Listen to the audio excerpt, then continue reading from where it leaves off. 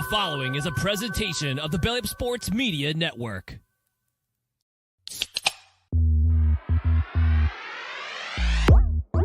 And I'm ready to go crazy because the Celtics are going all the way. Hey, Nick, go handle our light work. Bowl games matter. I would like a cold cut sandwich. Boy, You can call him Eamon Owens because he ain't got no D and he ain't got no J. James Madison.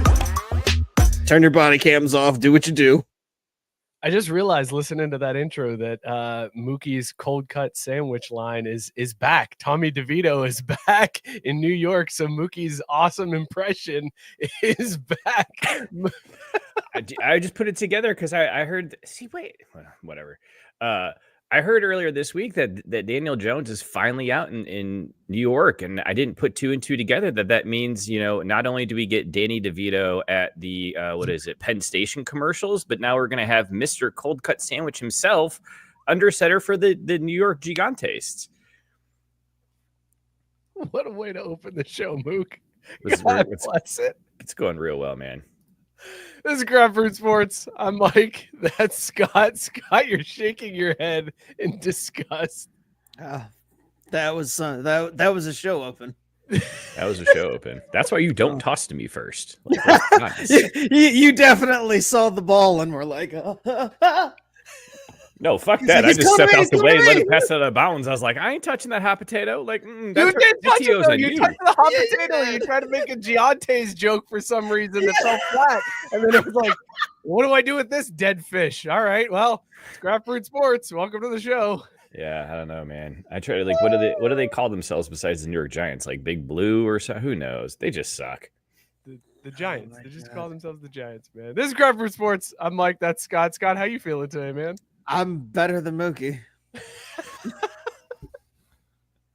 Good gravy. And we're all better than Robert Taylor.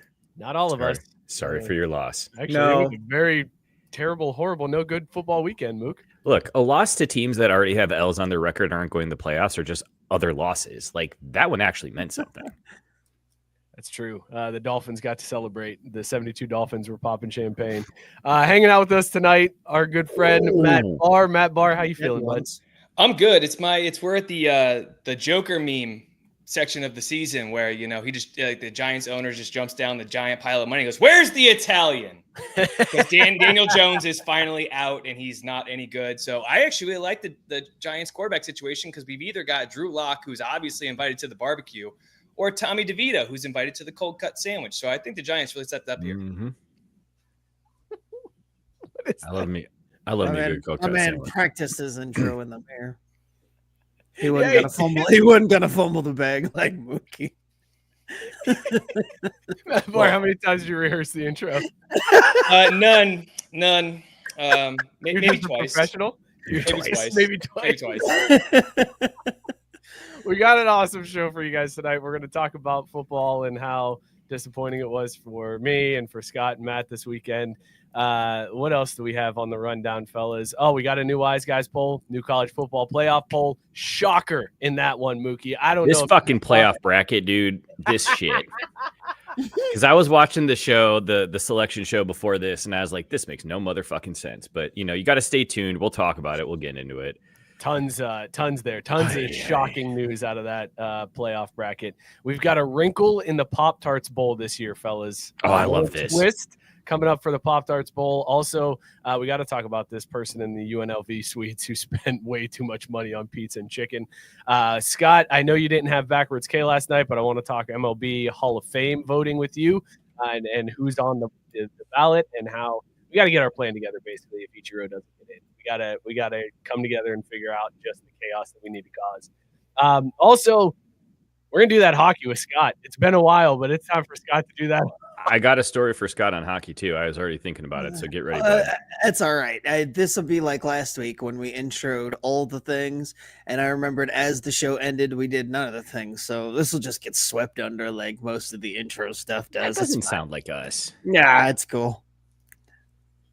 I am the master at teasing out something and then getting totally distracted and being like, oh, wow, we never got to that, did we? All right, listen, we'll get to Some of those, maybe, probably not. But before we do that, let's talk about this beer that we were drinking. Sarah has given us so much crap for not having this beer yet. It's been ages since we got this beer from Sarah White. Matt Barr, you've actually had it even longer. You were able to taste some beforehand. But this is the first time in a long time that we've got a show beer. All of us drinking the same one. This is Sunlight Lager. This, if you remember a while back, Sarah had the tortilla beer in the comment section. We were all blown away by that. So she hooked us up, got us a couple sixes. So we're having the Sunlight Lager from Yazoo Brewing. Scott, dog or no dog on season? This is a lager. If the options are dog or no dog, I'm gonna have to go hot dog. Oh no! It's an interesting take. it's a beer. It's a beer. Mookie, Sunlight Lager from Yazoo in Nashville. Dog or no dog? I'll go like Scott. It's like a wiener dog. It's a hot dog. It's a dachshund. I'm not going to say it's not a dog because it's a good beer, but my problem is all I heard about and we've been building up to is it's tortilla beer, and like I'm not getting a single hint of it. And in the Great British Bake Off, that wins you no prizes. So it's a dachshund. All right, Matt Barr, dog or no dog? It feels like a beer that Jason Kelsey be carrying around and smash some dude's phone because he said some slur at him. Like it feels like a tailgate beer, and to give Sarah credit, I did have 3 of them when they actually came in like August when they were in season for the summer beer when we're supposed to drink them. I think it was better in August than it is right now because I mean even though it's like 60 degrees outside, it's still I'm feeling a little bit heavier beer right now. But yeah, Pomeranian, I guess. Ooh, it's technically a dog, but is it really? It's not a cat. It's not a cat. Yeah, but it's not really a dog. Wow, the shade on the small dogs in this panel tonight. I'd actually like to rewind. Mookie thought that I meant like a wiener dog. No, I meant like a hot dog. No, I know that's what you meant. I know. Oh, okay, I was gonna say like I know it was like there's no actual dog meat in it. No, right. No, I got you. I don't know if you're talking hot dogs. Maybe there is dog meat in it. We don't know. We have no idea. All right, let's look at the comments and see what you guys are drinking. Scott Chase has a new album cover. Dude, that's a fly picture from the wedding, Chase. I like that. Looking solid there.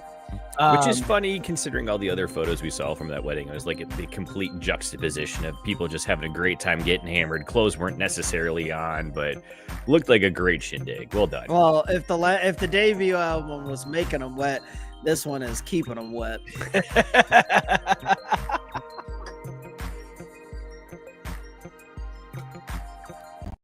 I would buy that follow-up album, by the way.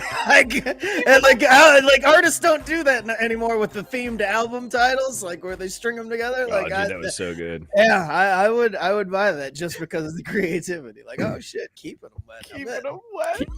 Keeping them wet. Oh man.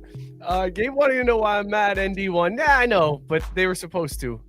Did they win or did they just? But we're they getting a cover. feature by Casey and JoJo. They didn't cover. Did you feature by Casey? I was just saying.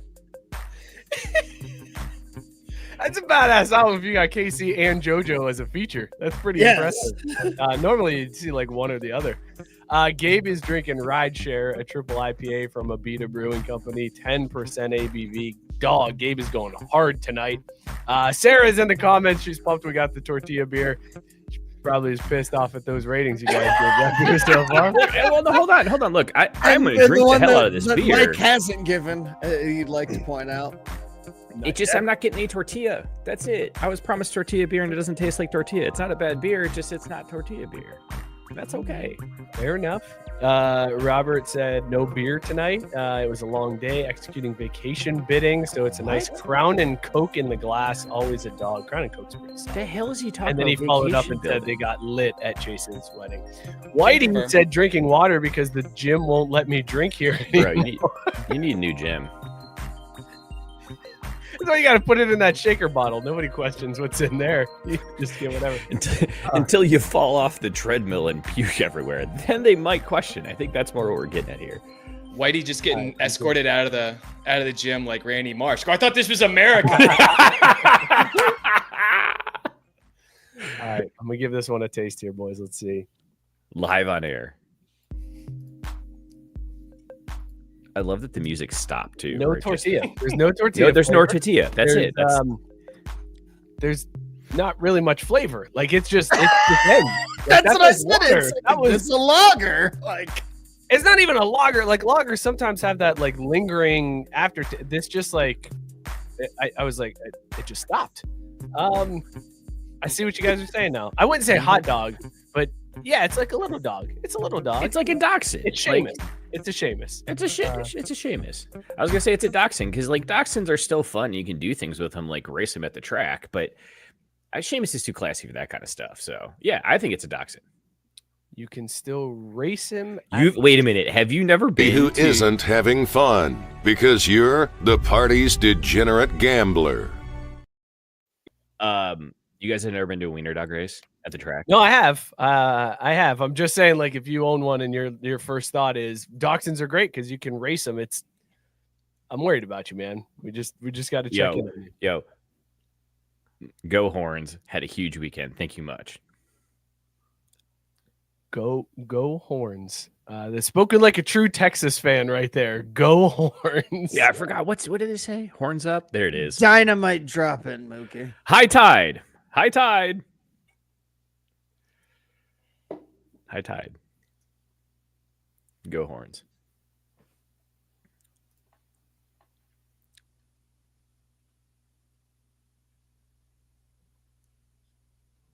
Fuck, wait. 1, 2, 3, 4. I'm so mad that you have access to the board. You can bail yourself out of the offense. It did take me a second to find it. More than anything else right there. You rearranging the board, whatever, I'll get over it. You being able to pull the ripcord out of your awkward silence gets me so frustrated. I'm so pissed off right now. Look, if we had any more dead no, air, don't talk. We're talking about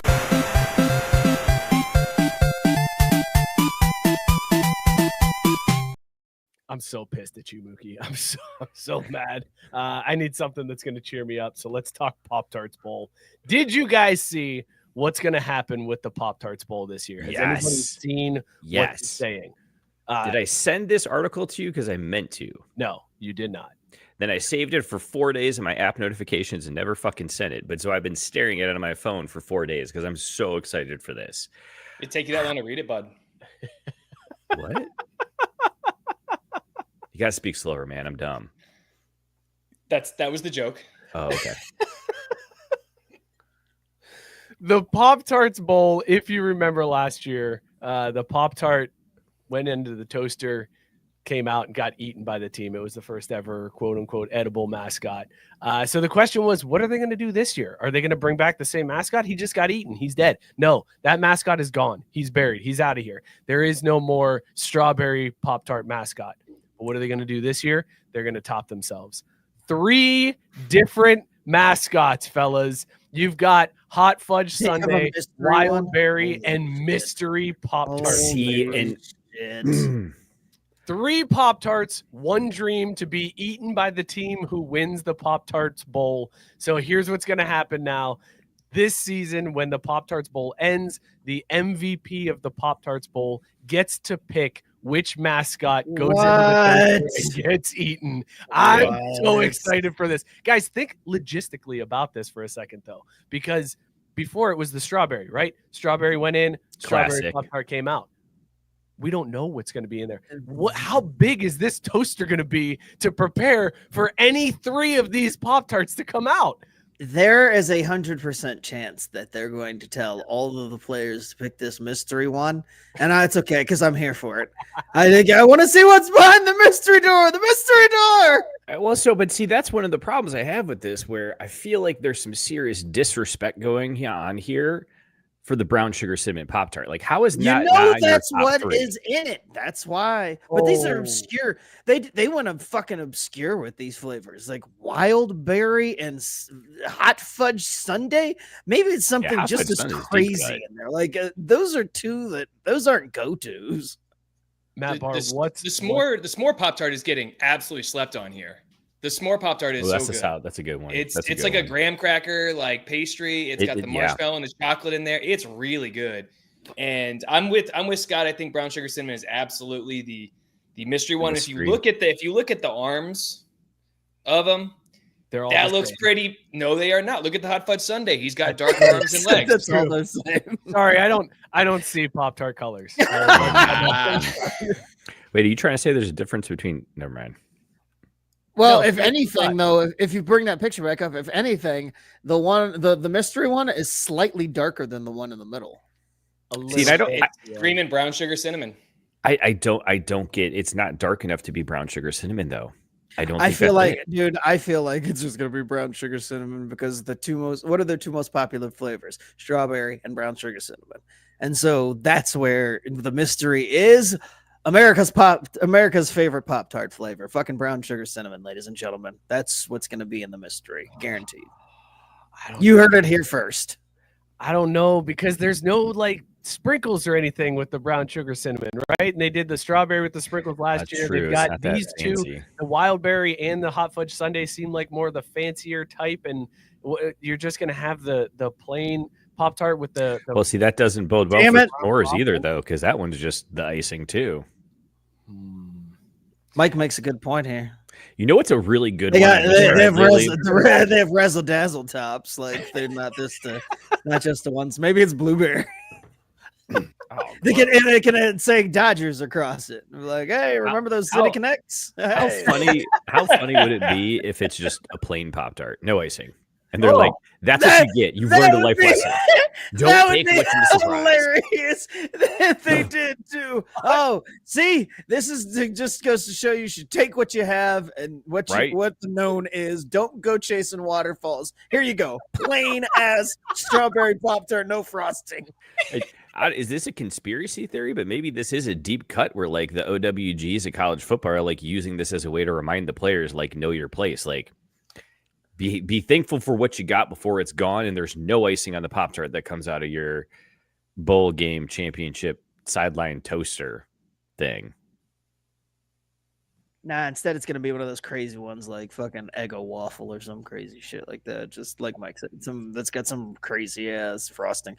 That's what we need to do now is research we need to get odds on the crazy frosting. Oh yes. Which ones oh my it is. god! Did you see the erection that Mookie just got when you mentioned? Hey, well, I didn't see it, Pop-Tart? but I heard it. God, It poked me in the God, ear. it poked up through his camera. Luckily, we weren't on him. That poked up.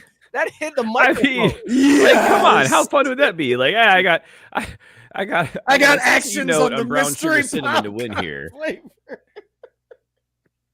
Oh man, there are a lot of flavors. Ooh, apple cinnamon Apple Jacks Pop Tarts. No, we're not going to get a crossover. It's think going to so. be strict Pop Tarts. OG. There's not going to be any type of crossover branding here. There are a lot less flavors of Pop That Tarts. in my head now, Mookie getting super excited, like researching Pop Tarts to try to determine the betting edge so that he can get his 13 cents from the bet that he places on whatever Oh offshore. no. account This that he's is never this gonna is real cash shit. We out go of. big here. We go big here on this one. There's really not that many options. You're looking at about 14 different options it could be because of the ones that are plain, and then they already did strawberry. So What if That they just feels brought good. strawberry back out and there's like, fuck you guys, it's strawberry again. What are you gonna do about it? Come I back was just- next year for next year's mystery flavor. I mean, no one would be mad whatsoever. Strawberry rides again. He rips off that Pop Tart covering that he's got there. And then they kill him again.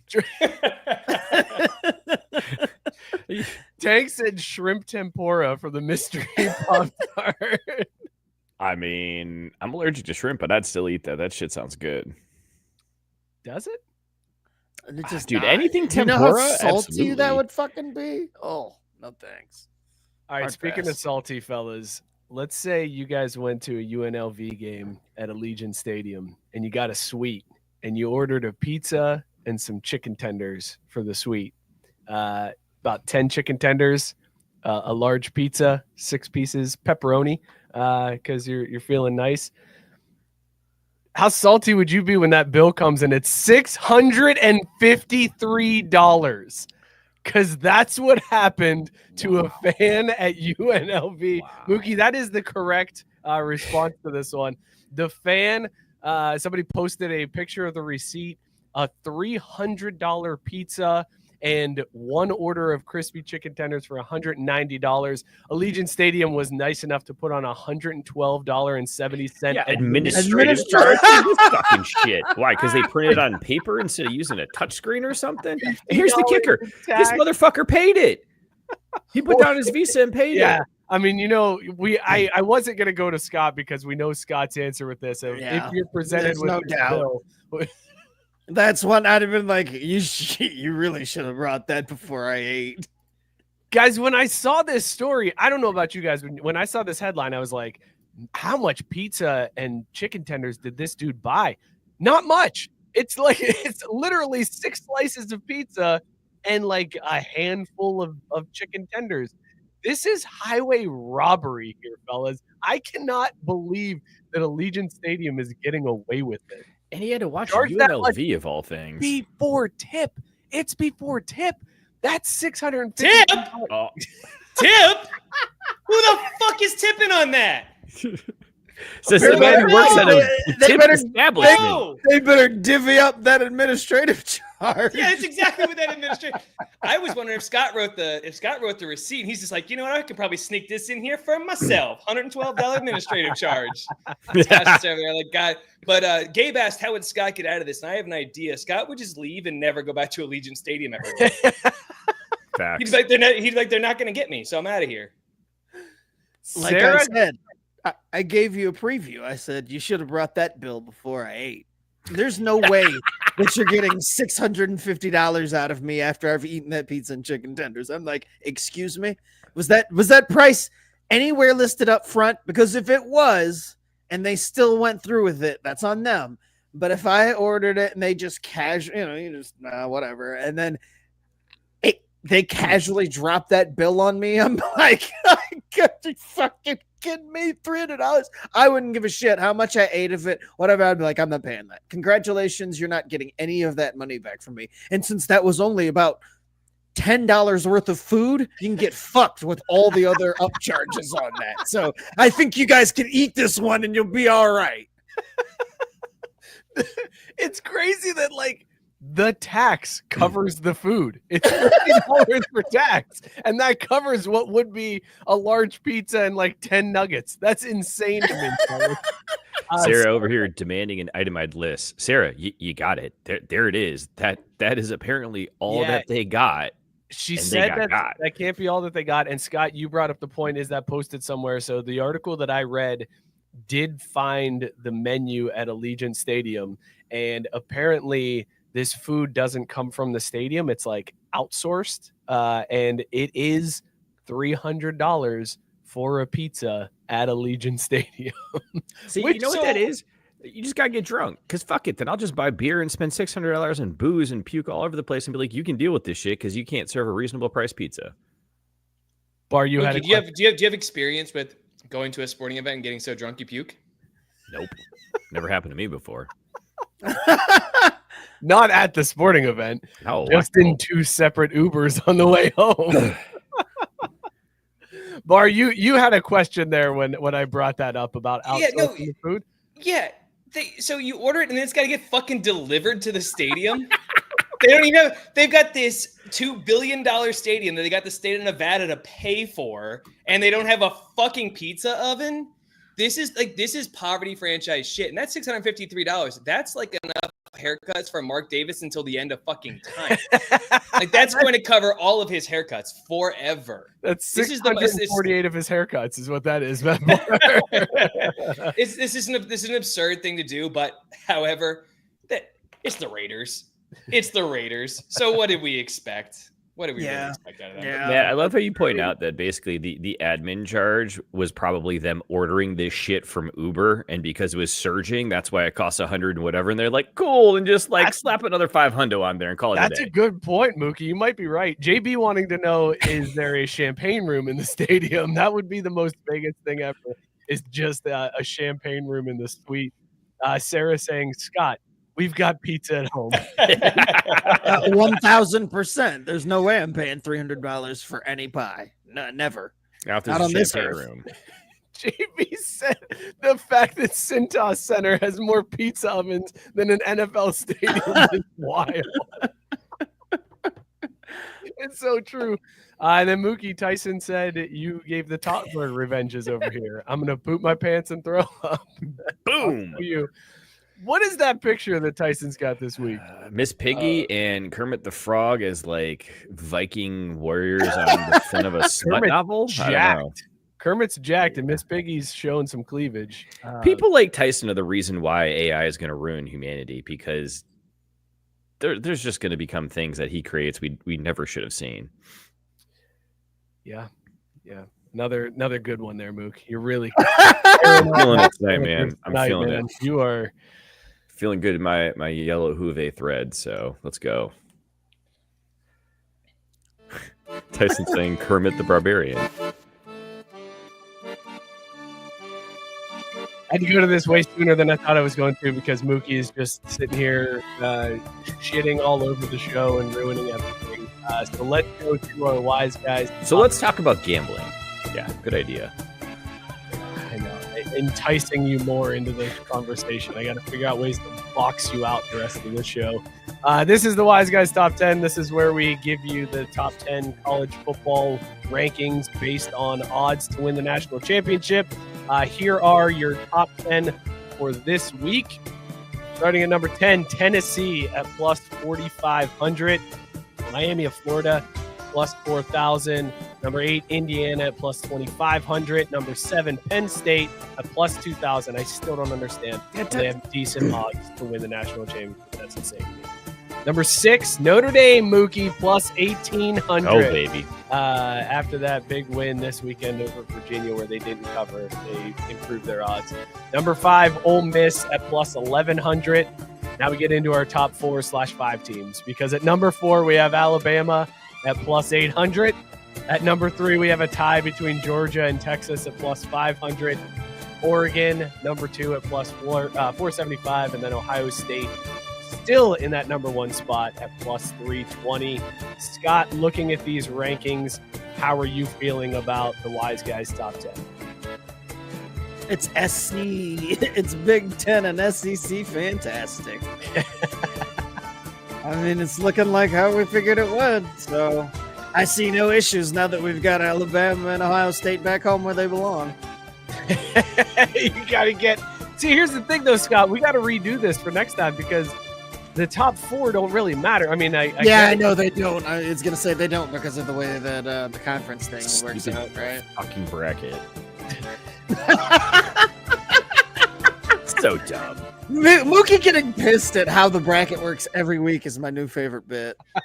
Here's the problem. It's not even a bit. This shit's just dumb. Oh, yeah. Well, I mean, this is my new favorite segment. Mookie, why are you so upset at the bracket? Like, what is so disheartening to you about the bracket? It rewards teams for being really good in shitty conferences just to get their shit packed in again. Like this debate, like Boise State, BYU, Colorado, like one of those teams has a shot at a first round bye, and none of them deserve it. Like, why? When are we going to get rid of all this like conference whatever and just let's let the best teams play and seed them accordingly? You know what I mean? Like, do it right, like basketball. No. Wait, do you think conferences in basketball don't matter? Do you think the NCAA tournament doesn't happen without teams winning their fucking conferences and getting into the tournament? No, but there's not like a edict that like this. Yes, the fuck there is. Here. Yes, no, there is. No, yes, there is. No. If you win the Ivy League, you play in the NCAA tournament. That's a hard yes, no matter what. But Harvard gets to play once every 3 years and get their shit kicked in by a number 1 seed because they won their conference. That is a thing that happens in yes, college that basketball. part is being in the field. Being in the field that's not the part I have a problem with. It's where they get stuck in the field. Like winning in the Ivy League shouldn't give you a bye past a team coming out of the Big East. That's what I hate, is the fact that like the Midwestern Conference champion, Boise State, is going to be able to go into a number 4 seed because they're the highest ranked of a bunch of shitty conference champions when you have other better teams that really should be in that spot instead. Mookie, just tell me you hate the fact that Notre Dame can't get a bye without telling me you hate the fact that Notre Dame can't get a bye. That's basically it's not that. Honestly, I like the fact that we're independent, and I like the fact that we're going to earn it by winning 3 games in a row to win a title. Like, I like that. We're gonna man up. Right. We're gonna win 3 games. We're gonna run the gamut, even though we ain't Goddamn never right. done it. Woo! Because here's the other thing, Mike. You know what? You know what? First, Winning, nobody's ever done it, so that's Okay, fair enough. But you know, Notre Dame's gonna be the first after having not been able to win a playoff game or a single meaningful bowl game in like 3 decades. that's besides the point. Like, Mike, think about it. What new is leadership, Scott. Marcus Freeman's taking him to the promised land, baby. Would you rather have 3 games of Gates or 2 games worth of sales and You tickets? only get 1 game of Gates, so. Well, no. But if you play in 3 games, even if you're not hosting, you're still getting kickbacks, Okay. right? Gabe saying Scott deserves a boo. That man. It's nothing personal, Gabe. It was just the bluster with which Mookie put it out there. Like all of a sudden, that's just gonna be a thing that happens. Like, oh well, damn it, we're gonna take all that spite and all that hate, them overlooking us for some undeserving team, and we're gonna take it all the way to the top. Like, okay. We got Jesus on our side, Scott. Scott, can you do me a favor? Like Freeman's gonna be Just in BYU. the locker room and just be all like they've been disrespecting us all year, and look at the disrespect of having BYU. BYU's Mookie sitting over here acting like BYU doesn't have Jesus on their side too. No. What the fuck is that? That's different, Matt. Though, because we got the right Jesus. Okay. Well, now everything makes sense. Hey, Scott, can you do me a favor? Can you get the rap air horn drop ready for me? Because I know Mookie won't get the rap. He won't drop this one for this comment because JB said Drew hates that which he doesn't understand, and Sarah said like women.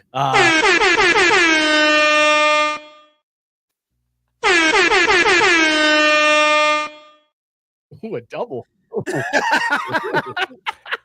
That's you went a different way with that. Pass.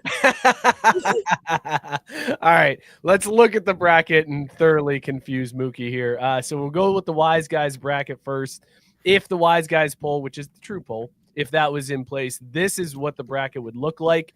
You have Ohio State, Texas, Miami, and Colorado getting the buys. Odds-on favorites out of the Big 12 is Colorado. So they would get the bye in that 4 seed. Then you got Oregon rolling through Boise State in that 5-12 matchup. Georgia crushing Indiana in the 6-11 matchup. Alabama stomping Penn State in the 7-10. And then Ole Miss and Notre Dame slap fighting. I want that. I want that game. That's the matchup I want most on this board. I want to see Lane versus Notre Dame. Lane versus Notre Dame. Lane versus Notre Dame. Like, that's going to be the chant. That's the battle cry. I don't care how we have to make that happen. Get that shit to be a thing this year. I don't like it. They're on the road at Ole Miss, and then if you win, you get to play Ohio State. Hard pass on all of that. That sounds terrible. That sounds absolutely terrible. You remember those 3 games that Mookie said that Notre Dame would win? They'd have to get past Ole Miss, then Ohio State, and then Oregon at that point. Good Lord. That's rough. Just to get a chance to then lose to Bama or Georgia or Texas. Well, but see, what's wrong with that, Mike, is we don't get that home game, so we don't want that. That's not where we want to be. Okay. We want to make money. That's what we're out here for, okay? That's why we're independent. We're here to get paid. Although, how funny would it be in that scenario if Mookie was proved correct and they win 3 games only to show up at the national title game against Alabama and get smacked in the mouth like they usually do. Like, get all the way there and then have it be the same result as usual. You know, that's goddamn. That's a great question, Scott. Mike, is that better or worse than the BCS game? Like, I honestly don't know if that would be a better scenario than us just getting stomped in one single game. Yeah, no, because it's way more hype and hopefulness that comes out of winning 3 straight. And you're like, damn, we got a shot here. You'd be feeling yourself coming into that game. You'd be like Team of Destiny type shit, and then final Alabama 56, Notre Dame 10. Oh, you're giving us 10. Wow, Scott, that's very a late 3 to keep it respectable. You know, that's what's funny, though, is that's what we said before the BCS championship game, and it didn't work out that way. We couldn't even keep it respectable. Fair enough. Although, to also be fair, Mike, how many of us remember the second half of that, too? Like, I don't, because at that point I was an entire bottle of Fireball Deep. I was hammered. It was not a good time. Because if you recall, Mookie, the game was take a shot every time Alabama scored. To reset. We would yell reset and then take a shot. There were a lot of shots in that first half. Yeah, Matt, that is the correct reaction of just, woof, bad idea. It reminds me of a game I played once upon a time. It was Steven Strasburg's first career start, and we took a shot for every strikeout he pitched in that game. I don't know if you remember or not. He had 14 strikeouts. So that's a lot. That's a lot of strikeouts. We were dead. You were struck out. Dead. We were sitting here. We couldn't even remember. We were saying stuff like "Go Horns." We just couldn't remember anything. Woo, go Horns! Or anything. Go Horns! Deep in All right, North Texas. Let's look at the actual college football playoff ranking currently, because this is what the rankings that just came out today have as our bracket. The main difference here is that Oregon and Ohio State have flipped. They've got Oregon at the 1 spot, Texas at the 2, Miami at the 3, and look who's at that 4 seed, That's fellas. Bullshit. Boise State is the highest ranked, the 4th highest ranked conference champion, and this is where I kind of side with Mookie. Boise State has played their way into a bye because BYU lost, and now BYU is the 5th highest ranked conference champion, so they take that 12 seed. So Boise State would get a bye. Ohio State would waltz through to the semifinals. In this scenario right now, fellas, Notre Dame hosting Alabama. Oh my God, it'd be amazing. So you get it out of the way right away instead of getting all the way back. In this scenario, you just get punched out right up front. No 3-game run of magical, fun feelings. It's just, hey, we're here and we're going home. Can't even make it to the second. We're already home. That's great. It's not even a long bus ride back. I forgot. That's right. They play like, although that would be fun to watch Alabama go into Notre Dame and punch them. But at least Mookie would get his gate take, right? Yeah, they get their home right? game. Mookie gets his money. So even if they have lose 56-7. That's the OWSG thing you've ever said, Mookie. At least we get the gate. Guys, I do want to say, though, there is like some major complaining going on by fans south of the Mason-Dixon line. They say that the College Football Playoff Committee has it out for them, that they are being severely underappreciated. And if you look at the rankings, fellas, this is interesting because the SEC is notorious for not playing true road games, especially late in the season outside of the South. They're not playing anybody, even in the early parts of the year. They don't like to play true road games. It's always those like, we'll play you in Arlington. All right, that sounds fun. But look at these rankings. Alabama travels to Notre Dame in December. Ole Miss travels to Bloomington, Indiana to take on Indiana in December. Georgia goes to Happy Valley in December. They are forcing the SEC to play in these cold weather cities. I'm on board with this theory. Dude, this would be awesome.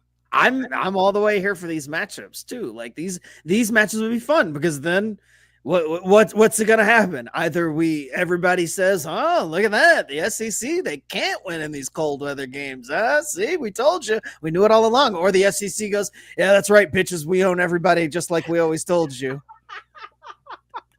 Like it's one or the other, but I'm here for it. I mean, I'm with Scott. I'm with Scott on this one because if you look at the 12-5 matchup right now, it's BYU and Ohio State, right? That game is hilarious because it is a no-win situation. It's a no-win situation for Ohio State. Either they beat the Mormons or they don't. And if they do, everyone's gonna go, yeah, they fucking should have won. But if they don't, that would be. I think the Craft Brew group on Facebook might explode. And then the reward is to travel out to Boise State. Well, at least that's not a home game for Boise State. That's a home damn game. it. So once we I say we should do home games, the home team, home campus for all the way up until the finals. Fuck this shit. That's what I want to abolish first year. We can't sell enough tickets, Scott. You really think Boise's field is going to max out that gate? Doesn't seem right. Yes. I don't care. I mean, they'll max it out for their tiny Ohio stadium, State. but I want Ohio State to have to play on the blue turf in a playoff game. I think that would be fucking incredible. I mean, that would be kind of cool. I just love this theory that the conference, the committee is forcing the SEC conference to play in the snow. Because when was the last time you saw Alabama strap it up in the snow? Like, I don't think I've ever remember seeing that happen. So to see these teams, dude, them boys be wearing them ear warmers when they play in like 60-degree weather in fucking December. So I think it would be amazing to watch all of them have to go to northern teams and be playing outside. That would be great. We watched the Tennessee-Georgia game on Saturday night, and they had a story on the sideline about how the bench warmers weren't working, and the players were all upset about it, and they were really getting sick, and it was affecting their play. It was fucking 55 degrees out, and they were complaining about the bench warmers. Let me tell you right there. If this is how it works out, SEC goes over. Calling my shot now. Wow. Over. Yeah. Well, I mean, they still have their champion in Texas that is the number 2. Oh, that's fair. Okay, so the first round. But, Mike, you were kind of talking about the historic aspects of this, and JB wondering, OSU and Idaho, has a 4 seed ever upset a 5 seed? That's a great point by JB. The rare 4 seed that's a 12-point underdog to the 5 seed. Well, but also there's never been a playoff with more than 4 teams, so it's impossible. Well, I think it's more along the lines of any playoff, Mookie. Yeah. You know what? Fuck all you guys, all right? Fuck all of you in this shit. Fuck all of you in this shit. I'm done. Do you promise?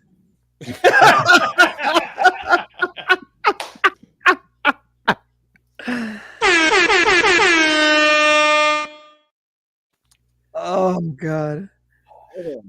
Fellas, I think that the SEC and Big Ten need to let this play out. Again, I'm going to fall back on that. Let it all play out one year. Let's see what kind of chaos, what kind of crazy things we can get to happen in this first go round. And then we make adjustments. Them getting all pissy pants before the first one even plays out. Now look at all these cool options that we might have on the table. Like these cool options. Like I'm so here for these games. Like these storylines. Like these storylines that you couldn't otherwise have without this. Like this is gonna be fun. I love the thought of Scott going into Kirby Smart's locker room, talking to his players, and be like, guys, but look at all of these cool options we've got in this format. How swell is this gonna be, y'all? Guys, is there going to get a point when teams are talking about how it's a good loss to lose your conference championship? Because if you look at this, Ohio State is ranked 5, but they're in like the top 2, right? They're like up there. I think they're number 2 in the actual rankings. So they're basically saying the Big Ten champ gets the number 1 seed. The Big Ten loser takes that 5 seed. Is there going to be talk about, hey, maybe you want to lose the Big Ten championship so that way you get BYU and Boise State instead of having to face either Notre Dame or Alabama in that first? Like maybe it's better to host the home game, as Mookie would say, and get that gate, but then also have 2 inferior opponents. Like that 5 seed, that might be the best seed in the playoffs. Like there's a conspiracy out there that it's the Notre Dame seed. That's what they're building it for. Is they're building for a team that doesn't have a conference. They can go in there and they know they're going to draw a ton of people to watch, either out of spite, like Scott and I, or you two out of desperation.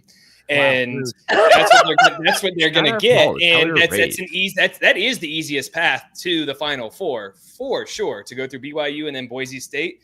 Although if Ohio State's in the 5 seed, that means they got to beat Oregon. They lost them in the Big Ten championship. So that would be a good rematch. But yeah, I think there's going to be a decent number of teams that are not necessarily upset that they didn't win their conference, depending on who they get to play in the first round. You're going to see teams like arguing that they deserve the 5 seed over another conference champion loser. Like they're going to be like, no, we deserve the 5 seed because we got the. I feel like that should be more of a like a punishment for teams. Is like, that was a bad loss. I want them to have to make a compelling argument, all without while holding their tongue about the real reason of it being the easier path. Like, I need you to make the convincing argument of why it deserved the 5 seed, but you can't shit on the opponents that are in the way. It's like, well, it's just logistically the number 5 looks good next to our team, and there's a lot of cool options. Yeah, exactly. See? There's a lot more cool options we can have if we're the 5 seed. This is going to be a fun playoff. As confused as Mookie's going to be, this is going to be a fun playoff. I can't wait. It really is. I cannot wait for this to get going finally. Like after all the talk. I didn't understand the 12 team. I didn't understand why we expanded to the 12 team until right now. Now I get it, because this is fucking fun. This is really fun to make. More is always better. Teams right? travel north for a playoff game in December. Oh, I can't wait for this now. All right, let's switch gears. Let's talk NFL real quick, fellas. So the Bengals are a big dumpster fire piece of shit. Also, a big dumpster fire piece of shit are the Dallas Cowboys. Those teams are slated to play each other December 9th on Monday Night Football, and fans are not happy about that. They are clamoring for that game to be flexed out of Monday Night Football because both teams suck ass and nobody wants to watch that. You know what, though? They can't. We're all stuck watching the Bengals and the Cowboys on December 9th, and it's all because of the Simpsons broadcast. Because they have done too much animation and voices for it, they cannot flex that game out.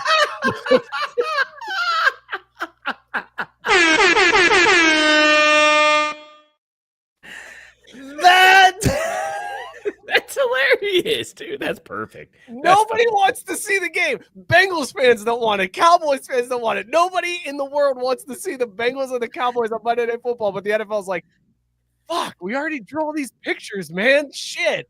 I guess I gotta deal with it. This is the most NFL thing I've ever heard, fellas. This is why setting your schedule way far in advance and preparation and thought that, this team and this team, they'll definitely be good. They'll be playing for something. Oh, this is coup de grace right here when they both suck and there's nothing you can do about it. I mean, great. if you're going to do the Simpsons broadcast, you got to at least pick one team that's like a lock to be a playoff contender. Because both of those teams going into the season, I would say, would be on the cusp of maybe making the playoffs. This is what happens when you choose that matchup to do the Simpsons broadcast. You can't. You're fucked. You're fucked. I believe both those teams made the playoffs the last 3 years each. Sure. Yeah.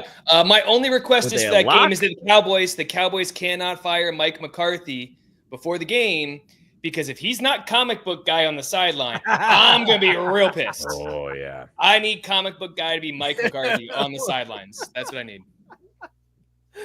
Worst defense ever. That's what Mike is saying as the Cowboys score again on Cincinnati. No, here's the thing. You can plan this in advance and do whatever, but like you have to know that the special game just needs to be Sunday afternoon. You can't put that as a Monday Night Football game with an alternate broadcast, because then you're locked in. Put it in the afternoon, whatever, who cares? But to have this as like, it's got to be Monday Night Football, so let's try to pick that one, and then those teams are locked into that Monday Night Football game. God, it's so NFL, and also not do it generically enough that you can tweak it at the last minute. Like South Park uploads an episode 30 minutes before it goes on air. How does the NFL not have the money to be able to redo the Bengals and the Cowboys graphics between now and December 9th? That's plenty of time for them to get this shit done. Well, because they were too advanced with it. They didn't do South Park. That's, I think, what you stumbled on. They went a little too far with the Simpsons. They should have just cut it out a little bit and gone a little bit lower fi. I'd love to see a South Park game. I mean, because then you would get Randy Marsh on the sideline yelling, "Is this America?" It's so great. Yeah, it's so fucking great. I can't. It's so perfect that it's happening for the Cowboys too. They're just disaster, nightmare, shit show of a season. And oh, here's this fucking game. Like, it's not bad enough that their stadium's falling on them. Oh, here's this game that we can't flex out of and that nobody wants to watch, but that the NFL spent a whole bunch of money having animated. Oh. It's so sad. Well, I think it's gonna be a boon for the ratings on the Simpsons version of it, because no one's gonna want to watch the real version. They're like, just show me the fucking cartoons. That's a good point, Bar. The last time they did this with the Toy Story was a London game, and it was the Jaguars and I forget who else, but nobody really cared. Nobody wanted to watch that. So the animation part was like a draw. So maybe this is the saving grace for the Bengals Cowboys. Is this going to be the first time that the animation feed gets the bigger number than the actual broadcast feed? Like the alternate view gets more viewers than the regular broadcast. I think the only way it doesn't is if they have the Manning cast on while it's happening. I think that. Oh, really? They're gonna do the triple broadcast on it? Probably, because it's such a great game. You got to really spread it all out there. Give all. I gotta tell you though, I might want to watch the Manning cast on that, because one of my favorite things that the Mannings do is when quarterbacks suck on Monday Night Football, which they usually do because it's usually kind of a crappy game anyway. Peyton and Eli get so mad at the quarterbacks. They get irrationally angry with all the play that's happening on the field, and I'm here for that too. Well, they wouldn't be angry at Joe Burrow, because life as a Cincinnati fan is awful and I hate it here, because Burrow is the first quarterback in NFL history to throw for 300 yards in 2 consecutive games, throw for 3+ touchdowns in 2 consecutive games, 0 interceptions in 2 consecutive games, and lose both of those games. I fucking hate it here, fellas. I hate it so much. Like, you guys are complaining because the Niners lost this weekend and boo-hoo-hoo. Geno Smith. I'm not complaining. You both said football's dumb. No, I meant football's been dumb and it's continued to be dumb. Like, I was just co-signing that. Like, this season notwithstanding, football's just dumb. Fine, fair enough. I'm so tired of my team sucking, guys. Thank you, Sarah. Kicker lives don't matter. The Matt Bar is special. And JB, what's it like losing? Guys, we're going to get the Lions in the Super Bowl, right? Or are they going to like get through this regular season, dominate everybody, and then lose in the first round? Like, is that what we're going to get? Are they going to really line this up, or are they legit at this point? I mean, they're going to make it to the conference championship game, I feel like, because the NFC is really not that good at all. I think the whole NFL is really not that good at all. Like, the whole thing, it's just a bunch of shit. It's the Chiefs and Lions and everybody else. And it all sucks, and I hate it. Yeah, like, seriously, there's a bunch of bad teams this year, like, really bad. It's not just like, oh, yeah, the couple at the end. No, it's all the way through the middle. Scott wants to just burn it all to the ground. Start over. I do.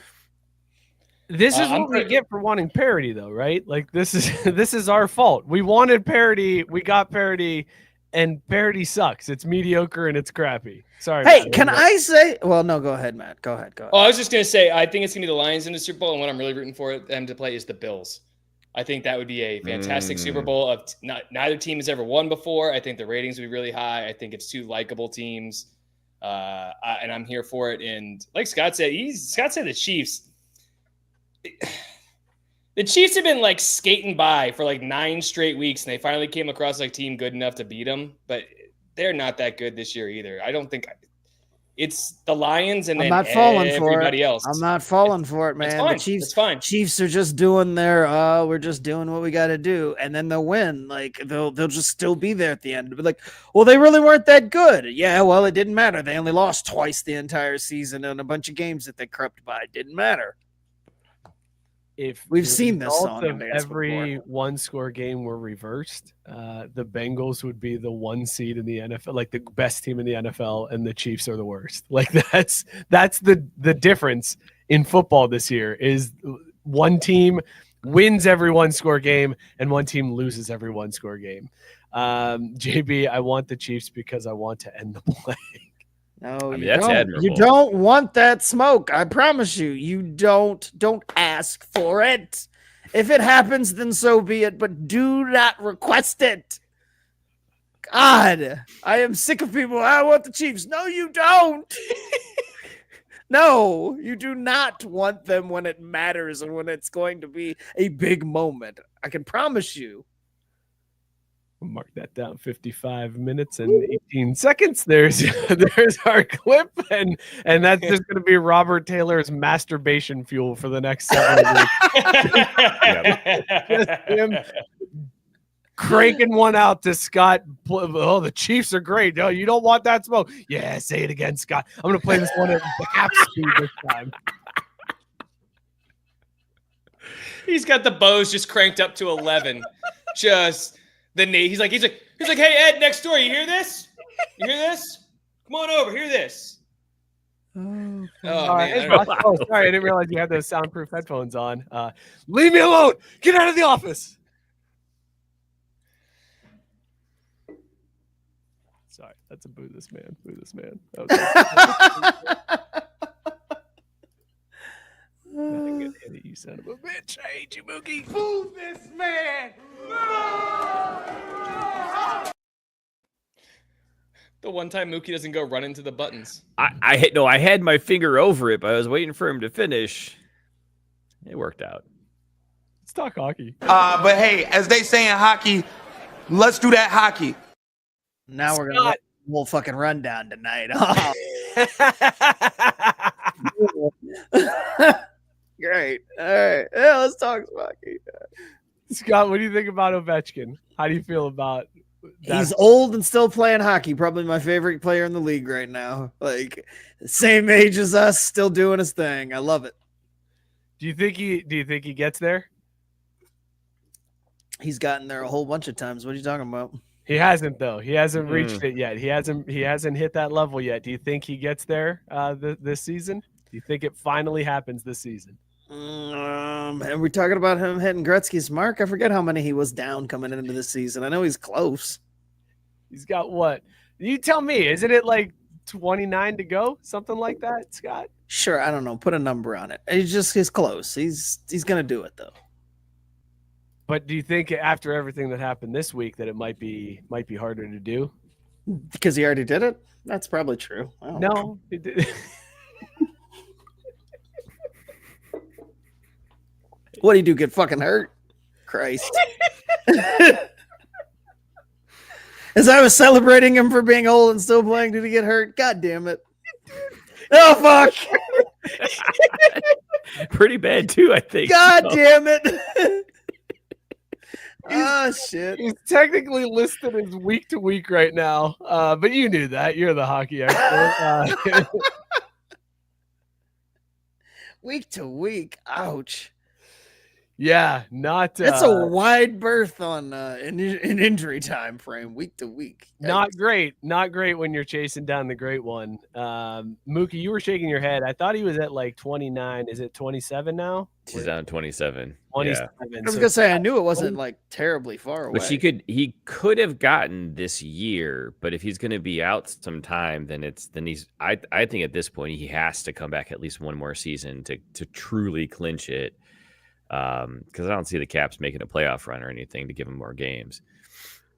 Do playoff goals count towards your career total? That's I a legit believe question. so. Yeah, I believe Scott, so. do they? They shouldn't. Like, so wait, since when did postseason stats count towards your career stats? That's not a thing. Huh? Like in any sport ever. Like the playoff stats don't count. Mookie is furiously Googling to find out. I was going to say Google's AI says, yes, goals scored in the NHL playoffs count towards a player's statistics.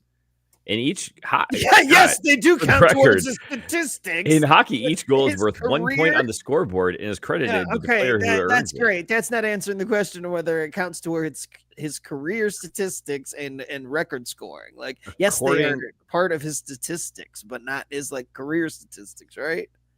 According to Reddit, they do not. From 9 years ago. Well, thank God we went to the source.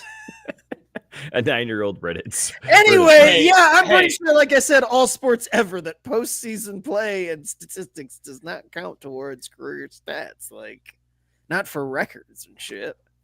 I would not say don't knock Reddit though, because there's a lot of times where I'm Googling something and I just tag Reddit on the end of it because I know I'm going to get an answer at the top of the Google search as opposed to having to scroll through a bunch of stuff. So don't knock Reddit like that. No, that's fair. I mean, I'm not saying the Reddit's wrong, but an answer from 9 years ago doesn't really. It's the last time someone was dumb enough to ask that question. There's no way that's true. I mean, come on. I ask dumb questions every week. You know by now, like, give me 9 years, I would have stumbled on it before then.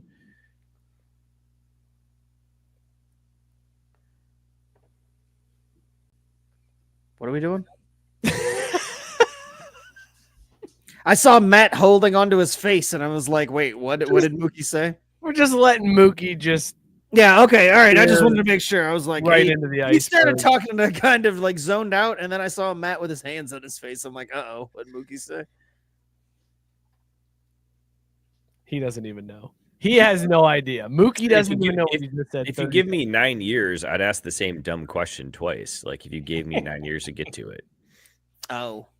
I don't think it would take you that long. I feel like I don't think so either. I feel like I could do it a lot faster than that. Myself.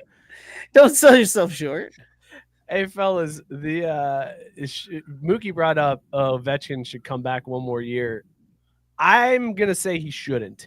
And out of respect for Gretzky, he shouldn't, because Gretzky set that record for playing 20 years.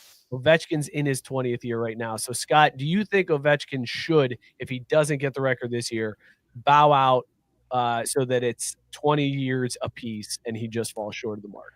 Nah, fuck that. Where was the rule that said anything about it only having to be 20 goddamn years? Like, just every fucking Jordan fan ever, when they talk about records and LeBron, every Jordan fan talks about LeBron. I haven't done that. What are we talking about? Whoa, not you. Okay. I was gonna say, I was like, that feels like a personal attack. It was like a personal attack. But yeah, no. I don't. I mean, if he gets it on his 21st year, like, a record's the record. Like, putting an arbitrary 20-year wrap on it, that's like the ESPN statistics. Well, within a 20-year period, he's got this record, but if you're at a 21, then I guess it's the other. No, fuck that. I hate that type of shit. I just think, like, maybe out of respect for the great one, that you would just be like, well, he did it in 20, so I didn't, so he... I mean, there'll be plenty of assholes who will state that, but it doesn't matter. Mookie, are you one of Gordy? Go ahead. Like, it doesn't take away. Gordie Howe played 300 more games than him. Jaromir Jagr played 300 more games than Wayne Gretzky. So no, yeah. Play as long as you want. If you're Jaromir Jagr and you still want to be 74 years old playing hockey, then fucking do it, man. Who gives a shit? That's awesome. Like, who cares? He's getting the record. Like, just let it happen. It's easier, Mike, if you accept it than if you try to fight it. I'm not trying to fight. I'm just asking the question if he does that out of, like, respect for, because I feel like hockey players are a different breed. Like, they're the type of dudes that, like, respect that tradition and, like, they're gym rats, which is why they're the real go-getters. They practice hard. And, yeah.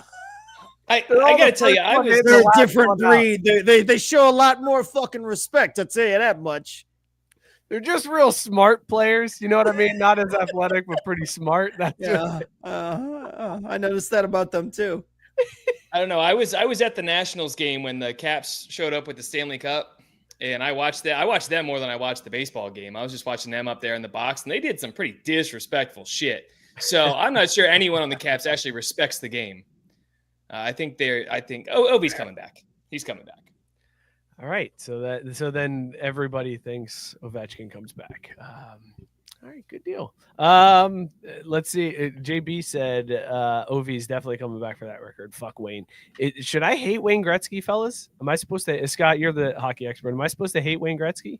No, I don't. I think that the only people that do are they usually want to be like the contrarians, like the people that hated Jordan when he played. Like, yeah, I'm more of a Patrick Ewing guy. Like, get the fuck out of here. No, you're not. Patrick Ewing guy. My lord. Well, I think there's to be like, That was oh, your more other of a Knicks. option, and you chose not Michael. Like, come on, man. Well, no, it was always like, well, I'm more of a Knicks guy. I don't really, fuck the Bulls and fuck Chicago. Like, they just picked the team that went to battle with them the most in that day. So it's just like, yeah, like John Starks can hold him. Like, what? No, he couldn't. But all right, be that guy. Like, yeah, fuck Wayne Gretzky. He's not really that great. Wow. He's the kind of okay one. That's Wayne Gretzky. He's the great one if you put in all these parameters and da-da-da-da-da. Like, whatever. The man scored an ungodly amount of goals, and he did it within the confines of his game. Shut up. He's really good. All right, guys, we'll go from Scott's favorite sport to Mookie's because I know it's soccer talk, but I do want to get this in real quick before we go baseball. So let's talk soccer.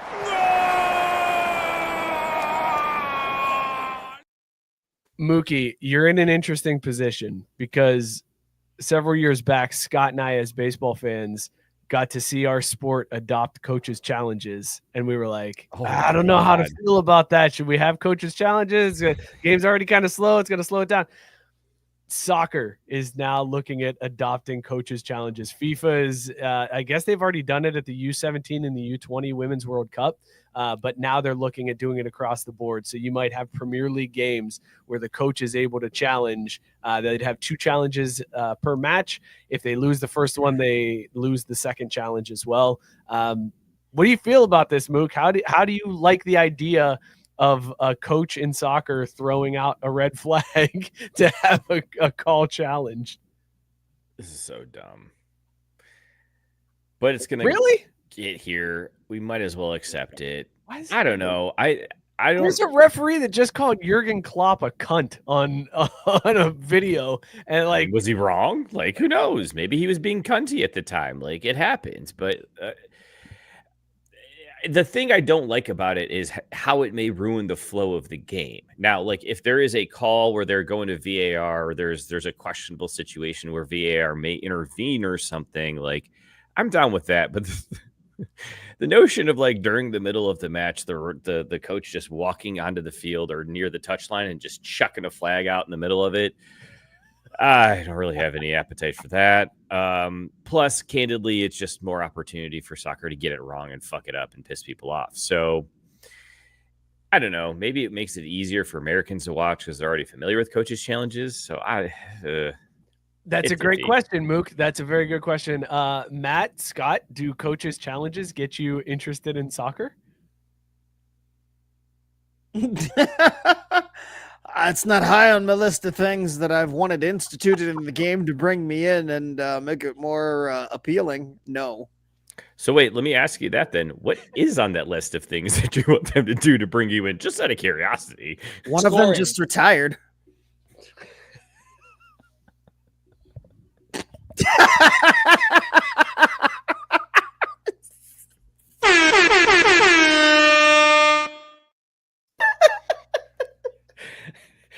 So, legitimate question with the coaches' challenges, though. Are they going to stop the clock for that, or are they just going to add more arbitrary time to the end of the half? It would add time into It would add more arbitrary time, obviously. That doesn't make any sense. That it's just made up by the referee on the spot.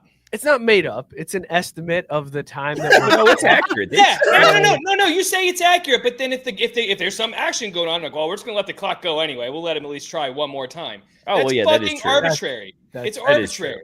It's dumb. That's why I don't like soccer, because everything else, every other sport we watch has a clock on it, right? Baseball has innings, has 9 innings or extra innings, whatever. Football has no clock. There's legit no clock in baseball. Right, but there's outs. The clock is out. So you have 27 outs to do the best you fucking can. In soccer, you've got like 90 minutes, but I mean, maybe we'll throw 5 at the end of the first half and 2 for the end of the second half. And then it's like, no, the ball went that way. It's the game. So no, it's just. I mean, It makes sense. it's not that arbitrary. Like, generally speaking, if it gets to the end of stoppage time, but the players are making a move towards the goal, JB, as Yeah, JB, I'm sorry. It doesn't count that you ref like kids, right? Like everything when Mike's kids are playing in a soccer game, it's made up. That worked out exactly how I'd hoped it worked out. You just keep on talking while I have that up right underneath. It's one of the few times I didn't stop to read it. That made it so good. God damn it, he got me. Oh shit! Continue. To be fair, stoppage time is 100% made up from like the high school level down. Above that, it's not made up. It's actually tracked. Actually, they track it at the high school level too, but that's fine. But Bar, the point is, like, once you get to the end of the stoppage time, if there's like a motion towards the goal, if there's a build up, they let that build up go. And then as soon as the ball goes out of bounds or there's a turnover, then it's full-time game over. So it's not that arbitrary. It's just let the play out. Okay, that'd be sweet if any other sport did that. Hey, guys, we're kind of close to tying the game. Why don't we just get a couple more plays in? We'll just do that. Fuck the clock. The clock doesn't matter. This is getting interesting, guys. Can we get like one last drive? This is cool. Yeah, just give us a couple more plays. Oh, that was fourth down? Hear me out. Fifth down. No, that's where it ended. It was fourth down. Shit. It's dumb as shit. Well, no, Matt. It'd be fourth down plus one. Like that's how you'd have to set it up. Well, they give them all this time. They don't fucking score. What was the score of the Cincinnati game when y'all went? Story of my life. Nothing. It was nothing. 6-5. Here we go. Cool. Case in fucking point. But I was edge of my seat for that nothing. Like I couldn't sit down. I would have been at the edge of my seat to watch Mookie drink, but I don't know about the action on the field. Surprisingly, not as fun to watch him drink. More fun to watch him throw up. Oh, hold on. Which is funny because I was scrolling through my phone the other day and I was looking at pictures and I remember I came across the one where Mike is sitting there going, "I'm double fisting on Apple TV, guys. Can you believe this? I'm on Apple TV double fisting. Who I can't be that guy." I was. I mean, that was fun for me to watch you worry about that.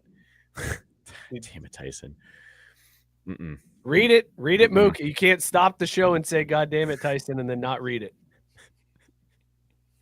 Your mom edged my seat.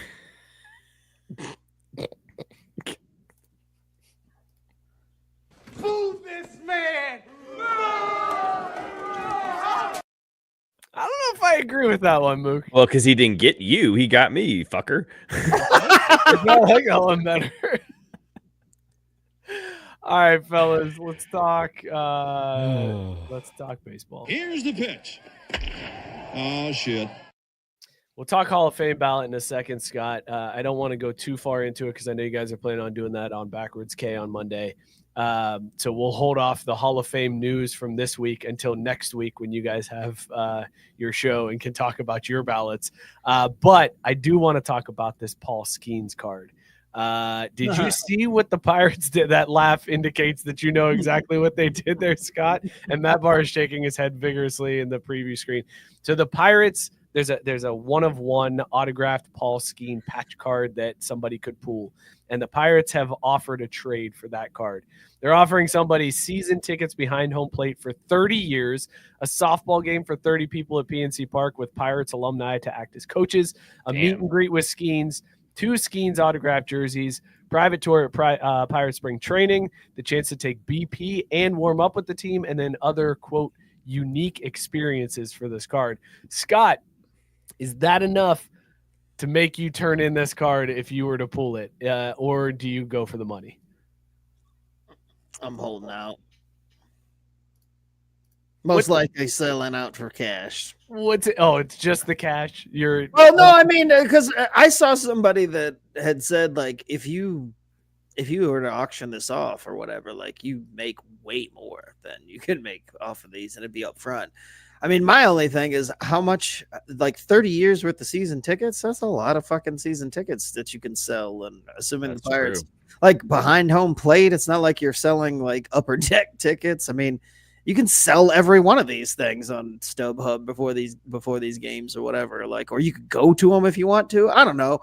I would turn it. I would do something with the card. Let's put it Matt got it to you could go to them if you wanted to. No, what I'm getting at is Rowdy Tellez was DFA'd about a week before the season ended because he was 5 at-bats short of a $500,000 bonus from the Pittsburgh Pirates to get it. My question is, at what point does the Pittsburgh Pirates organization be like, we're DFAing you, we're taking them seats away? And they just welch on it like they do everything else, and you just don't get any of the shit that the Pirates say you're going to get. And I sent this article to the fantasy football or fantasy baseball group, and Alex Ville had a great thing. He's like 30 years of season tickets for the Pirates. It's $169.99 value. So you're going to watch Paul Skenes for another 2 years before he gets traded to the Yankees. Everybody leaves. It's just, you got to be a diehard Pirates fan to even entertain taking the package from them. I'm taking the money all day, every day. Why do the Pirates want the card so badly, though? Like, That's what nobody knows. They're not saying. That's weird. Other than to just have it. So they Like, can there's look at no it. other. Like, They can there's remember no when reason. Paul Skenes was on their franchise. They're like, those were the days. Basically, Until they trade him to the Dodgers. They're not going to trade. it's not like they're. It's not like it's he's going to just leave. an He's investment in the nothing else. franchise. Like, they're like, oh, well, we'll sell this someday and we'll put that money back into the team and payroll. They're not putting that back in. No, I know, that's why I laughed. Like, that's not like that's what they're doing. Like, I don't know. They're probably just trying to make another buck. They're like, yeah, we for real. Like, probably trade Paul right after this. This is going to be a collector's item for sure. They Gabe probably have already. Gabe like, with the other item that was mentioned that was trying to sweeten the pot because Livy Dunn came out and said you could watch a Pirates game with her in her private suite. So Gabe saying one night with Livy Dunn, does that change your mind now and get you to take the package from the Pirates? Look, I was already going to take the package probably, but I mean, we can negotiate. We can negotiate. Livy, am I more attractive if I have the $5 million estimated off this card at auction, or if I'm standing there as a Pirate season ticket holder? Which one will get you to leave Paul faster? Like, we can negotiate, man. I'm very disappointed that Mookie didn't say one thing about co-eds during that whole thing. I'm very, very upset by Look, that. I saw Livy Dunn's appearance on game day. Not impressed. With her picks. We'll just say yes. God. Look, $5 million can get you a lot of girls that look just like Livy Dunn without having to deal with all the bullshit. So, give me the money. Are you sure, though? Because I feel like any chicks that are interested in you having $5 million are the same types of chicks you're worried about not having to deal with. So, I mean, I don't know about that one. I'm calling bullshit on that one. What a weird fucking turn this conversation took, guys. Jesus Christ. I mean, it started with baseball cards, as if that wasn't bad enough. What is happening on the show? What are we doing? I wouldn't do that. I just, for the record, I wouldn't do that to Paul, though. Rookie of the year, seems like a stand-up guy. I wouldn't do that to Paul. Like, that'd be fucked up. Like, what a fucking Aaron Judge's girl. I'll fucking do that in a goddamn minute. Like, she invited me to into the suite, Aaron. What you gonna do, dog? Bet you ain't going home with her.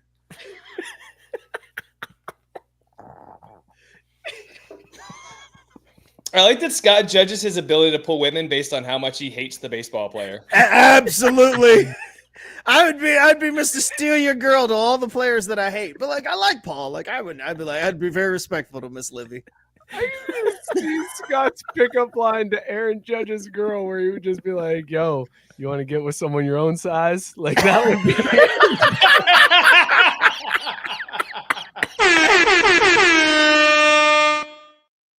She left with me. How silly would that motherfucker feel? Huh? I was expecting you to reference Jason. I don't have no gap in my teeth, Debut. bitch. Let's do this.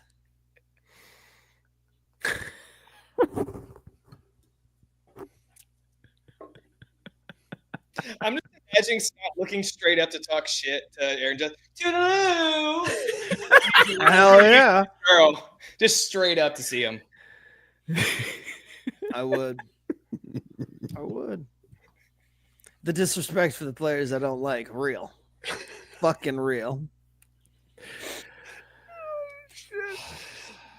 So the Rays are playing at the Yankees spring training facility this year, Scott. God, I hate that. God. What are we doing in the MLB where two teams are playing in minor league parks this year? Like, what the shit?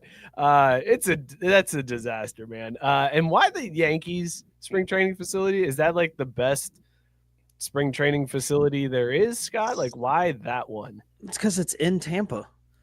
That's it. I mean, it was the easiest way to keep them quote unquote local and be able to play their games without having too much upheaval. Like it's the best of a bad situation, but my initial reaction was just like, fuck that though, because not just they're having to play in their division rivals spring training complex. Like, how fucking bush league is that shit? Like, this is like the A's, yeah, ha ha ha. Like, they're a dumpster fire and have been for a while, and the franchise is poorly run.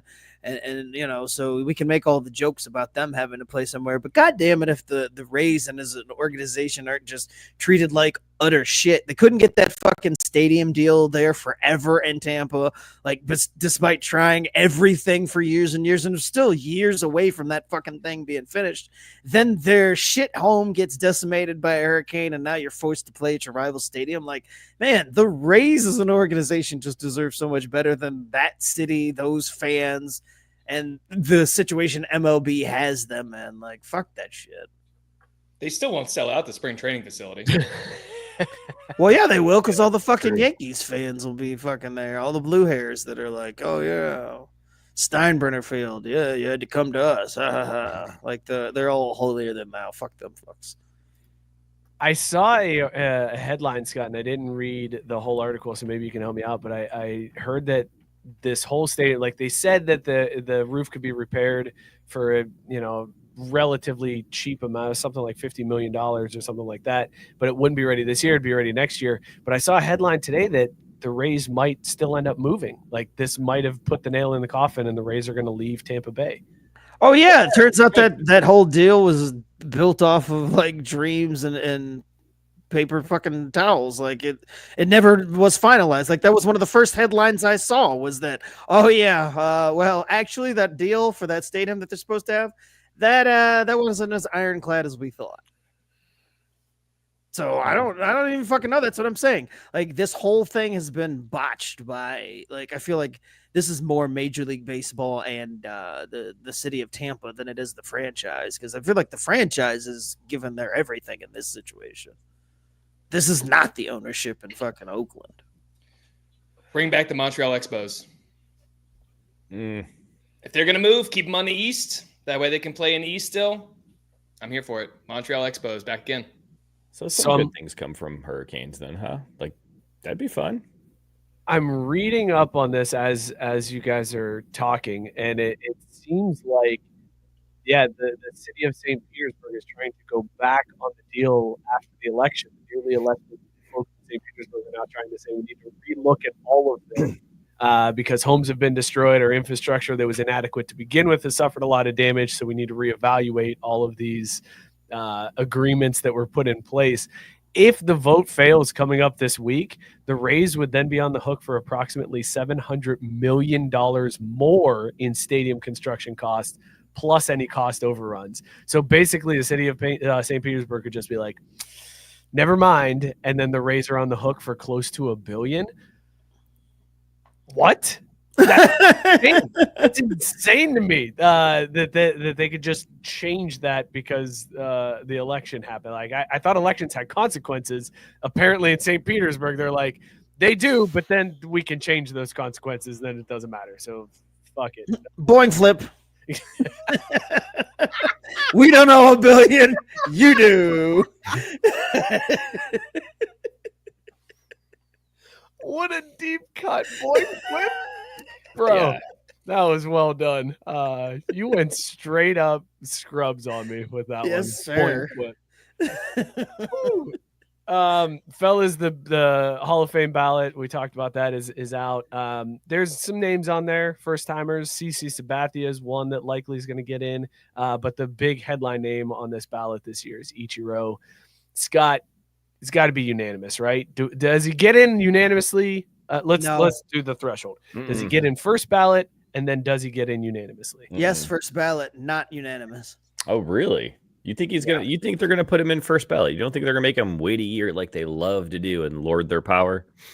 No, because there's enough of the people that they don't want to vote against still on the ballot that they can justify it with this. They'll be like, "Oh, I can't justify voting for the steroid guys because I've got somebody upstanding like Ichiro," which. I mean, I'm not saying that they're wrong, but it's just their faulty logic and why they won't vote for like some of those other guys. But I mean, Ichiro 100% deserves to be a first ballot Hall of Famer. But there will be some asshole or a couple of handfuls of assholes who don't, which will make it. He'll be at like 91 or 94% or some dumb shit like that. But he'll be first ballot. Bar, you are enthusiastically agreeing with that. Yeah, I mean, he's a first ballot Hall of Famer, but he's not going to be unanimous because baseball writers are fucking stupid. Ken Griffey Jr. wasn't unanimous.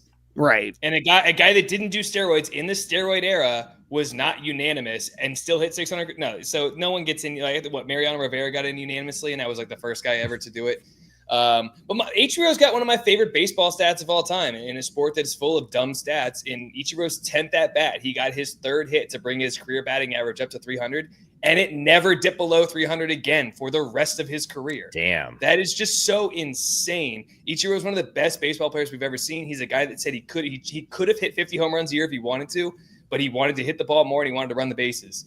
So I love Ichiro Suzuki. He's absolutely a first ballot Hall of Famer. And if he's not, then the Baseball Hall of Fame is already a bigger joke than it is. I got to agree. I think Ichiro deserves first ballot, close to unanimous, because, guys, what kind of Hall of Fame would we have if the hit king wasn't in the Hall of Fame? Like, Ichiro is the hit king of professional baseball. Yeah. We got to have – it would be an absolute travesty if the hit king was not a first ballot Hall of Famer. So that's why I got to say, hands down, first ballot Hall of Famer for the hit king, Ichiro. There's no doubt about that. Scott, who else on the ballot are you pulling for this year? I mean, I think the list was the same group. Like, not much had changed from my previous ballots because the ones that were added this year didn't really do a whole lot for me once you get past Ichiro. Yeah, I mean, CC should be in, but there's a whole lot of guys that are like fringe guys or guys that I just don't think will have a long enough track record. I don't think they'll get in even if they extend their ballot stay for a while. It's a lot of guys that are the Hall of Very Good. Yeah, I'm looking at the list here. Like my guy David Wright. I love David Wright to death. He's not a Hall of Famer. He didn't play long enough. He didn't stay healthy enough. Some of the guys that stand out on the list to me that should be Hall of Famers, Manny Ramirez should be in. CC Sabathia should be in. Ichiro should be in. Andrew Jones should be in. Scott. Guys like Andy Pettit. I think Omar Vizquel should get in. Mark Burley, Curtis Granderson, and King Felix. Curtis Granderson was like a 2020 dude. He was a 2020 dude for like his entire career. He was awesome. I think you got to put King Felix in there. Like, he was the last name I said. King Felix. Okay, all right. I mean, Wagner, I think, has finally got to get in there. He's been knocking on the door for a while, and it's travesty that he's not in there. I mean, Manny Ramirez is going in my Hall of Fame. I know that he's not for a lot of people. Andrew Jones, obviously. I mean, I don't like. There's a lot of guys, and I think Carlos Beltran probably gets in this time, and I think he deserves it. I don't give a shit about the whole Houston thing. I think that costing him some time. Like, I don't think he was a first ballot guy, which I know the whole first ballot. You either are or you aren't, but just based off the own stupid criteria that they usually have for the first ballot, like Carlos Beltran doesn't fit it, but he should definitely be on there. But then, like, I don't think I love Mark Burley, but he's not a Hall of Famer. Like, I like Curtis Granderson a lot, not a Hall of Famer. I think Torrey Hunter is right there on the cusp, but he probably isn't a Hall of Famer. Like, like there's a whole lot of people from when we grew up and just really, really, really, really good, but they come up short. Like I can't see. Scott's a tough judge over here, man. Yeah, no, it's just harsh grader. We're entering an era where there's just a lot of guys that, like, if it's when the steroids kind of started to get flushed out, you're like seeing that transition where the numbers are like, okay, but they're not really like, they don't blow you away anymore. So like, you've got to reset like your thoughts. And none of these guys were like super dominant during the time. They were just like, they're really, really good, just not great. I hate that Manny Ramirez is probably not getting in this year, and then will enter his 10th year next year. But he's the only one. So he's the only one that's like really in danger. There's a few guys that are on year number 8 this year. Omar and Andrew Jones are in year number 8. I think Jones gets in this time around. I hope so. This is why I get so fucking frustrated with baseball writers, is that they will go at for Gray. He backed it in. We're going to overtime. I've been waiting for 40 seconds, Matt, and I'm like, shit, it hit 9:30 over here, but then I want to get crap for going too early, and then I start to signal. I'm like, I'm sitting over here hitting O and T. I'm like, someone hit it. Someone hit it. Mike's talking. Get his ass. Get his ass. I had your back, Mike. I wasn't even paying attention to the time. Scott, thank you. I was enthralled in baseball talk there. I really did get lost. In baseball. I really did get lost. I'm not gonna lie. I wasn't paying attention to the clock at all. I'm all in my fucking element. Scott's alive right now. We're talking 90s baseball players. Scott missed the entire show last week. Really took his spots this week, but now we're talking 90s baseball players, and this is fucking wheelhouse right here.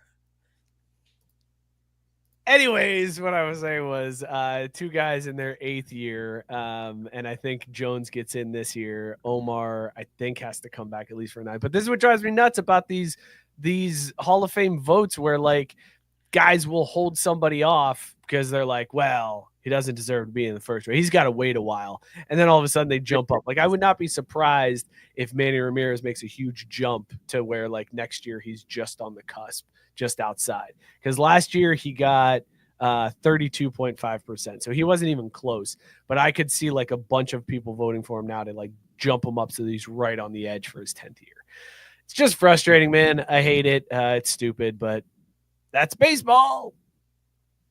I really don't like the whole 10 thing too. Like, I don't get it. What does it accomplish? 10. Like, it just, here's the list of folks. Are they Hall of Fame or not? Like, yes or no? Like, just that should be just yes or no boxes next to their names, and that's how we decided, instead of, well, you get to pick 10 from this fucking list. Like, I think that's so dumb. Other thing, like, why is there a list? Why can't you just vote for whomever or whenever? Like, what's it matter? Like, well, I get the list because you got the 5 years for, they've got to be retired for 5 years, so that they're not eligible to from a certain time. Fair. And then so the list isn't like just guys just in perpetuity, like you're just carrying this, like they just fall off. Like, I understand the list itself. I just don't understand why they limit you to only 10. Well, I think Mookie's saying, why are they curating a list anyways? Right. Like, give us any guy who has been retired for 5 Oh, right. years. I want to vote for Bobby Bonilla every single year. I should be allowed to. Exactly. And that's why you can't do that, because we live in a world where Bodie McBoatface exists.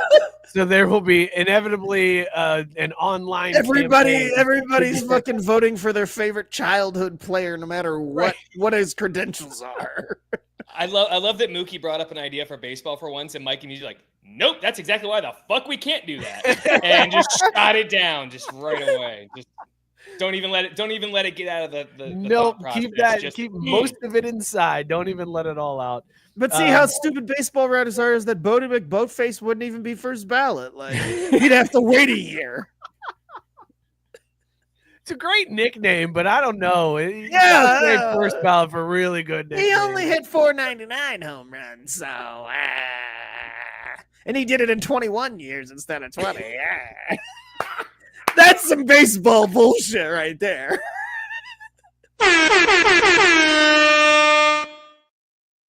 I was going to ask if you guys wanted to talk about the Jake Paul Mike Tyson fight, but that was actually a good bow on the whole show, right?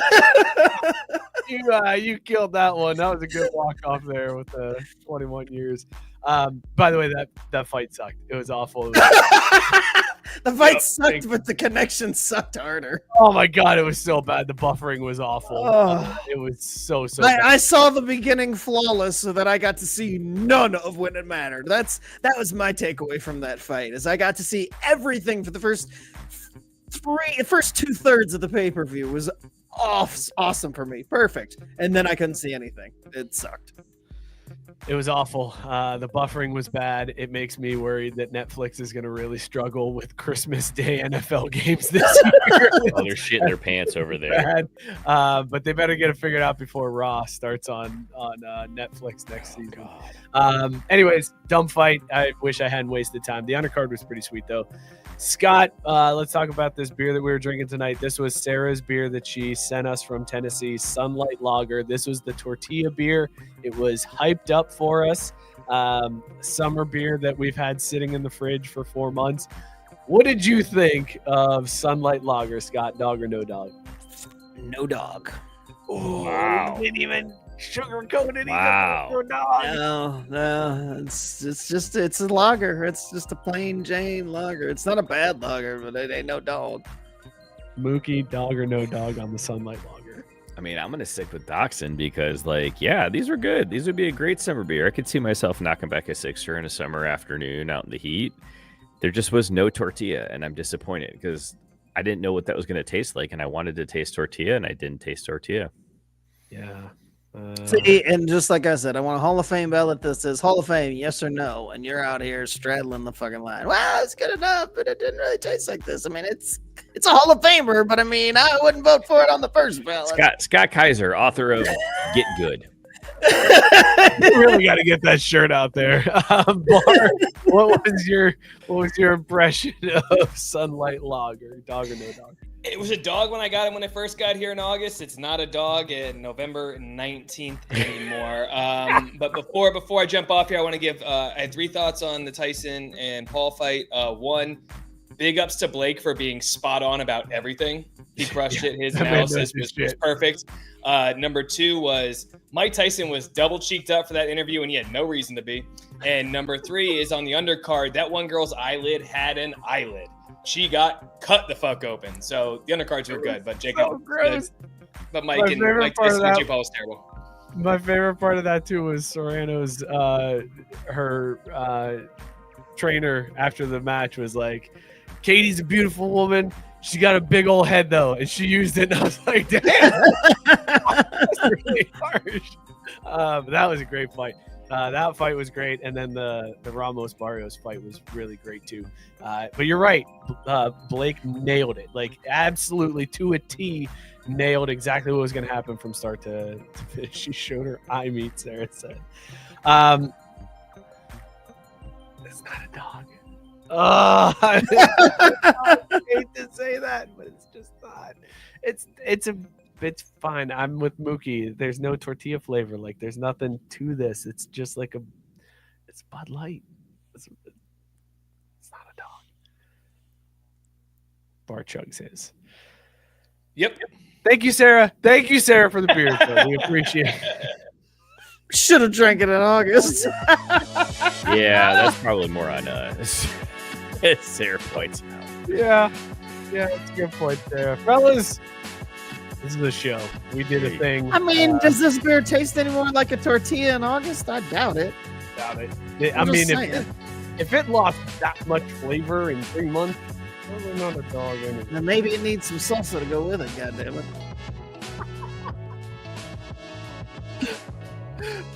Fellas, it was a show. We did a thing. I'm slow on the transition tonight, boys. My reflexes are bad. Thank you guys for tuning in and listening to whatever this was. We really appreciate it. The comment section is half the fun of the show, so thank you for tuning in, commenting. Be sure to subscribe, hit that like button, help us out. Tell a friend if you think that they would like this craziness. tell them to come check us out. You can follow us on Twitter, Instagram, TikTok. We're on Blue Sky now, at Crafty Sports on all of those. Join the Facebook group. It's a good time. It's a comment section. Come to life. The show between the shows. So go hit that up. It's the only reason to have Facebook anymore. Shout out Belly Up Sports, bellyupsports.com. Tons of great content there. Shout out to the Belly Up Sports Media Network. Go sub, rate, review all those podcasts. We will see you all next week, everybody. Cheers. I'm sick of working. I gotta find that Paul Skenes. You'll never walk alone. Go Horns. Fuck it, we ball.